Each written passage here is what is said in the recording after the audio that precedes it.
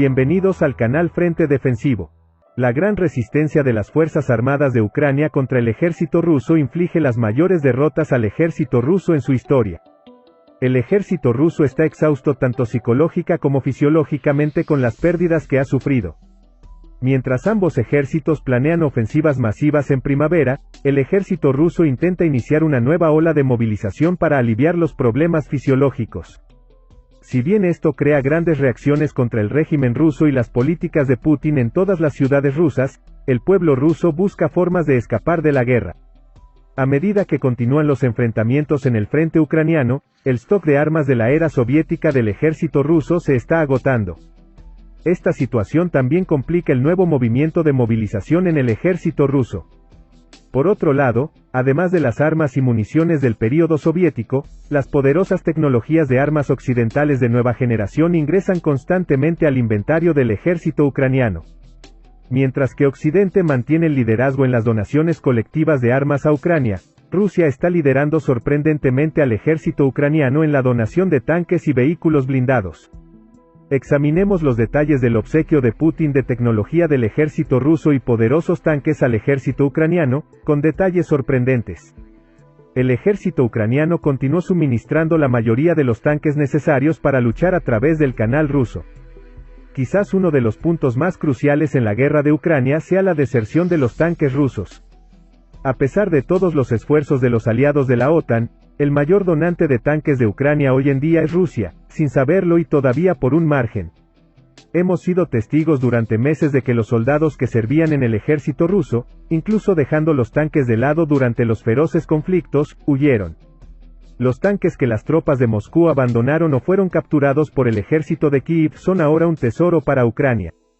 En un lugar secreto de Ucrania, en un gran almacén que podría confundirse con un cementerio de tanques, la mayoría de los bronceados de la era soviética que alguna vez pertenecieron al ejército ruso se están convirtiendo en ucranianos.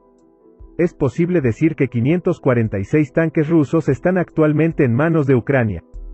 Especialmente con la liberación de la región de Kharkiv en el noreste de Ucrania en mayo pasado, las fuerzas rusas entraron en pánico mientras se retiraban. El ejército ruso huyó del área, dejando atrás una cantidad sustancial de tanques en el campo de batalla. Este fue el punto culminante de la búsqueda del tesoro. El error no se repitió cuando el Kremlin ordenó una retirada en el área sur de Kherson antes de Navidad, pero continúa una saludable entrada de vehículos a través de las puertas. Los tanques rusos de la ciudad de Soledar, en el este de Ucrania, que recientemente fue capturada por Rusia por la Brigada Aerotransportada 46 de Ucrania, también se encuentran en este almacén.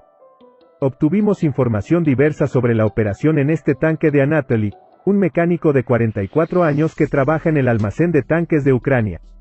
El reparador Anatoly afirma que su primera tarea fue borrar o tapar la Z del distintivo de llamada infamemente dibujado en el equipo ruso involucrado en la guerra en Ucrania.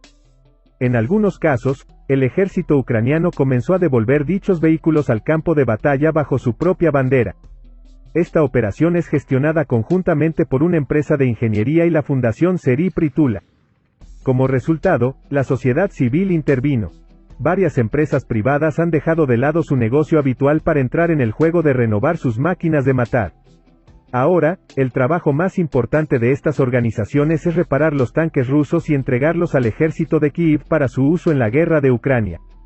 Además, estas operaciones a menudo se financian con donaciones. La Fundación Prytula, una de las mayores organizaciones de crowdfunding para la compra de equipamiento militar, ha invertido 200.000 libras esterlinas en esta instalación. Las inversiones de la fundación finalmente han comenzado a dar sus frutos. Se afirma que son 7 los tanques que han regresado a la guerra hasta el momento, un vehículo de mando, un sistema de cohetes Hurricane, un sistema de cohetes múltiples, un vehículo de transporte de infantería y una serie de vehículos blindados. Primero se reparan los tanques rusos capturados con el apoyo de organizaciones no gubernamentales. Luego, estos tanques comienzan a luchar en el frente por Ucrania. Esta puede ser la mayor ayuda indirecta que el líder del Kremlin, Vladimir Putin, le ha brindado a su archirrival. En otro desarrollo, desde que comenzó la guerra en Ucrania, las Fuerzas Armadas rusas han utilizado miles de toneladas de municiones de artillería de varios calibres.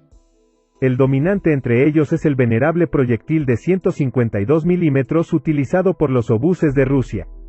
En las últimas semanas, varias fuentes rusas han afirmado que ha habido escasez de municiones para la artillería. La feroz lucha en la guerra de Ucrania fue suficiente para vaciar el arsenal ruso. Esta escasez también puede ser el resultado de sanciones internacionales y la falta de materias primas necesarias para producir municiones. Por otro lado, los países de la OTAN y muchos otros suministraron a Ucrania su propia munición soviética, así como miles de cohetes antitanque y sistemas antiaéreos occidentales montados en los hombros. A medida que el conflicto se prolongó durante meses, el envío de reservas exsoviéticas desde los países del antiguo Pacto de Varsovia se volvió menos práctico, ya que las existencias eran demasiado bajas para que los países donantes sobrevivieran y la OTAN comenzó a enviar artillería, comunicaciones y otros sistemas occidentales. La regla más importante de Occidente sobre este tema era que cualquier ayuda enviada tenía fines defensivos y no debía verse como una escalada del conflicto o evidencia de la participación directa de la OTAN. Por estas razones, algunos países occidentales, especialmente Alemania, se resistieron a no enviar tanques a Ucrania. Sin embargo, eso ha cambiado en los últimos meses, ya que el gobierno ucraniano continúa haciendo solicitudes públicas de 300 tanques de la OTAN además de los 300 tanques exsoviéticos que ya envió, y los expertos militares han comenzado a decir que el futuro es una elección entre un futuro incierto, guerra estancada. Para enero de 2023, el estado de ánimo en la OTAN estaba cambiando a favor del envío de tanques, y la opinión general era que Ucrania podría enviar los tanques británicos Challenger 2, German Leopard 2 y American M1 Abrams. El 25 de enero se rompió la presa. El canciller alemán, Olaf Scholz, acordó suministrar a Ucrania 14 tanques Leopard 2 después de que otros países levantaran la prohibición de exportación, y el presidente de los Estados Unidos, Joseph Biden, prometió 31 M1 Abrams, suficientes para un batallón ucraniano después de decir inicialmente que no. En total, junto con las contribuciones de otros países europeos, a fines de enero, a Ucrania se le ofrecieron tanques 88 para el combate. Sin embargo, esto estaba muy por debajo de los 300 que el presidente Zelensky todavía insistía. Al mismo tiempo, Rusia ha perdido más de 3.200 tanques, más de 6.300 vehículos blindados de combate y 300 aviones militares en la guerra de Ucrania que dura casi un año. Además de las pérdidas de equipos, el ejército de Moscú perdió 130.000 efectivos. Es por eso que Rusia continúa buscando ayuda de los prisioneros condenados para reponer sus grandes pérdidas de guerra estimadas. Rusia reclutó alrededor de 1.000 mercenarios de instituciones correccionales en la región de Novosibirsk.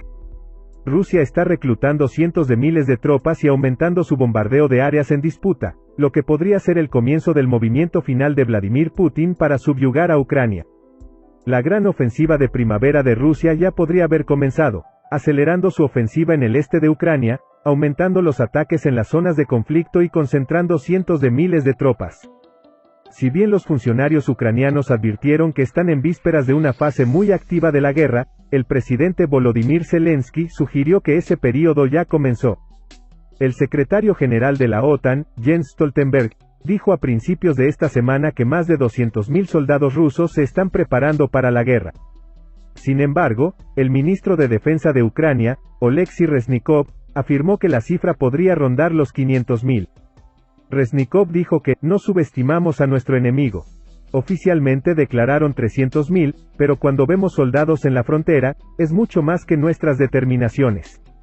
Las unidades de movilización ya están en marcha en Rusia, incluidos los cambios legislativos y la preparación de los centros de formación, y la semana pasada la Duma levantó la exención del servicio militar para los padres de 3 o más hijos. Como puede verse, antes del inicio de la ofensiva de primavera, Rusia intenta varias formas de renovar el poder en declive del ejército de Moscú. Es difícil predecir por ahora cómo afectará la superioridad numérica del ejército ruso a la situación en el frente. Pero en los periodos siguientes, asistiremos con frecuencia a las actividades del ejército ruso, que se ha fortalecido en términos de número de soldados.